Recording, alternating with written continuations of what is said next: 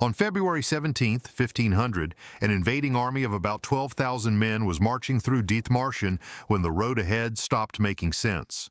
A field fortification blocked the route near Hemmingstedt.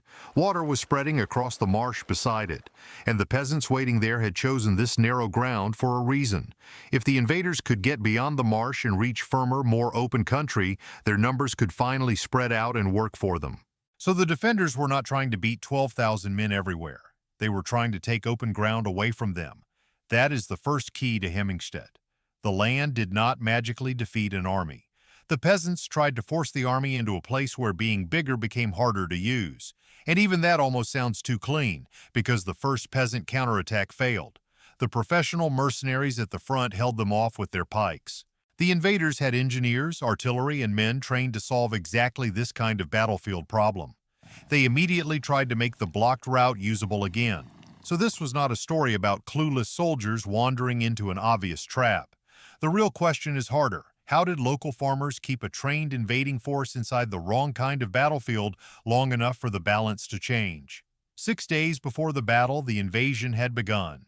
On February 11th, the army entered Dithmarschen and drove toward Meldorf, one of the region's important towns. Meldorf was taken with little serious resistance. The violence came afterward. Dithmarscher accounts describe killings and plunder by the invading troops. By the morning of the 17th, King John had good reason to think the campaign was going his way. The road north from Meldorf was supposed to continue that success. Instead, the invasion moved into the one stretch of country where its size could become a liability. To see why, do not picture 12,000 men as one block. Picture a marching column. Fighting men were only part of it. There were horses, guns, ammunition, supplies, servants, and a long train of wagons stretching behind the front. One modern reconstruction puts the full column at almost 10 kilometers long. The firm ground the army wanted was only about 6 kilometers ahead. On a broad field, that mass was power. On one narrow road through low marshland, it could become congestion. The professional Great Guard led the advance.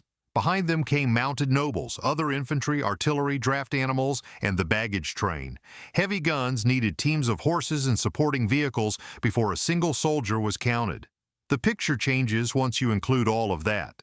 The invaders did not arrive as one compact fighting machine. They arrived as a moving system, and a moving system can fail when one narrow point stops moving. The defenders understood that difference. Dithmarschen sat behind a landscape of marshes, ditches, dikes, and limited approaches. Instead of meeting the invasion on dry, open ground, local forces concentrated around places where movement could be restricted. During the night before the battle, defenders blocked the road near Hemmingstedt with a field fortification. By morning, the front of the invading army could not simply keep marching, then water made the geometry worse. Regional accounts say the defenders opened sluices in the dikes so the tide could enter the marsh. Thawing weather, rain, and already soft ground were making movement worse. We cannot reconstruct every channel or water level with perfect certainty, but the broad battlefield problem is clear. Water, ditches, mud, and a blocked road reduced the space in which a very large army could deploy. The effect was most serious at the front. The Great Guard was not a crowd of amateurs. These were professional mercenaries trained to fight in disciplined formations with long pikes, supported by guns and other weapons. When the defenders first came out from behind their position, the Guard stopped them. For a moment, the obvious version of the story returned. Professionals hold. Peasants break. The invasion continues, but the defenders attacked again. This time they reached the artillery position and knocked guns out of action.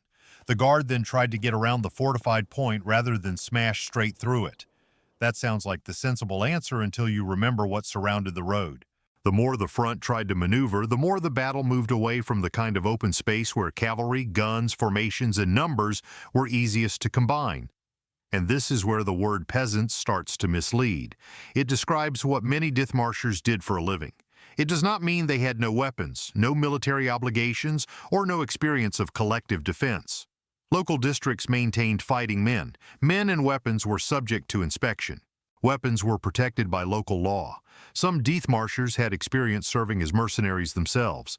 More importantly, their forces were not all standing behind one barricade. They were spread across different defensive positions because no one knew exactly where the decisive attack would come. Only a relatively small force held the critical position near Hemmingstedt at first. Now the battle had become a race. The Great Guard had to break or bypass the roadblock before more Dithmarschen fighters could converge on the fight. The defenders did not need to destroy the whole invading army in one heroic charge. They needed to keep the front stuck long enough for local numbers to change. The terrain helped them do that. Accounts describe long poles or pikes being used to cross drainage ditches and wet ground. That does not mean every farmer was vaulting over canals like a figure from a legend. It means the same landscape that punished a dense military column was ordinary working terrain to people who lived among dikes, channels, and marshes. Familiarity did not make the mud disappear. It made the mud unequal. There was another asymmetry hidden in the word local. An invading commander had to understand the route quickly, keep thousands of men supplied, communicate through officers, and make decisions while the whole column kept moving. A Dithmarscher defending his own district did not need to learn what a drainage ditch, raised road, dike, or wet field meant. Those features were already part of ordinary life. None of that guaranteed victory. The mercenaries' attempt to bypass the fortification threatened to make the entire defensive position useless. A third attack came from the defenders around the fieldwork. This was not a giant peasant wave, it was a comparatively small force trying to keep the professional vanguard from opening the battlefield before the rest of Dithmarschen could arrive. Then the invading front began to lose more than ground. Officers were killed, water and mud kept limiting movement. The Great Guard began to pull back. But behind them was not empty road. Behind them was their own army. Men retreating from the front now had to push back into the long column that had followed them into the marsh. The same mass that looked overwhelming during the advance became an obstacle during the retreat. Wagons, horses, infantry, guns, and men all needed the same narrow route at the same time. And then the race changed sides.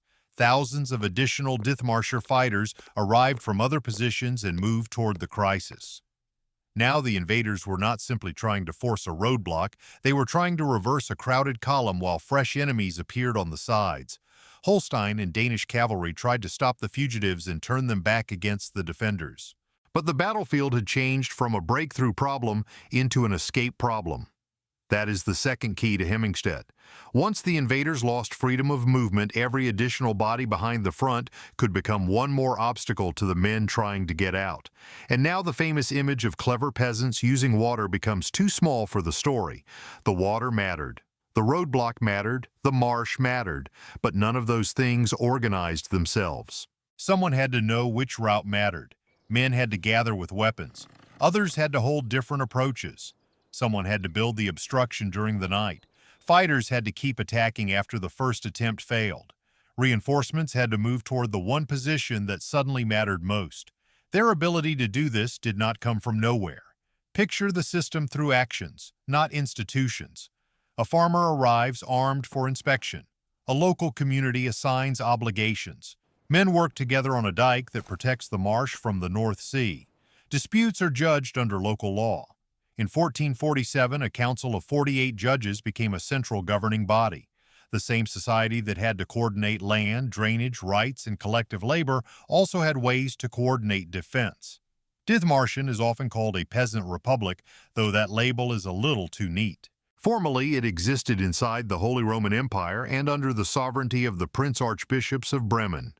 In practice, outside executive control was weak, and local peasants managed much of their own legal and religious administration.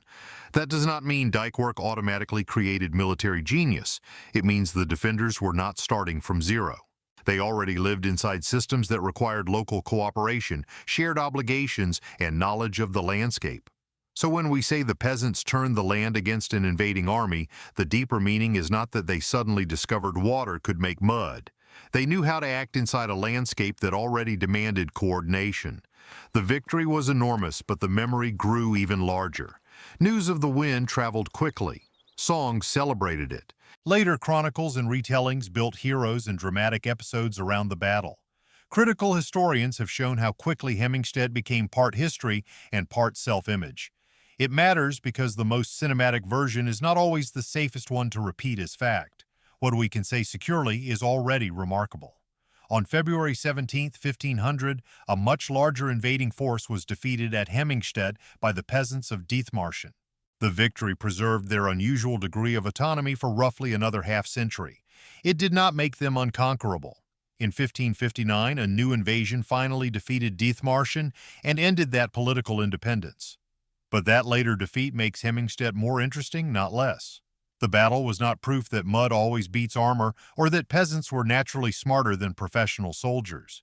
It was a moment when numbers, equipment, and training could not be separated from the ground beneath them. The invaders brought a stronger army. The defenders made sure it could not fight like one. At the beginning, the flooded road looks like the weapon.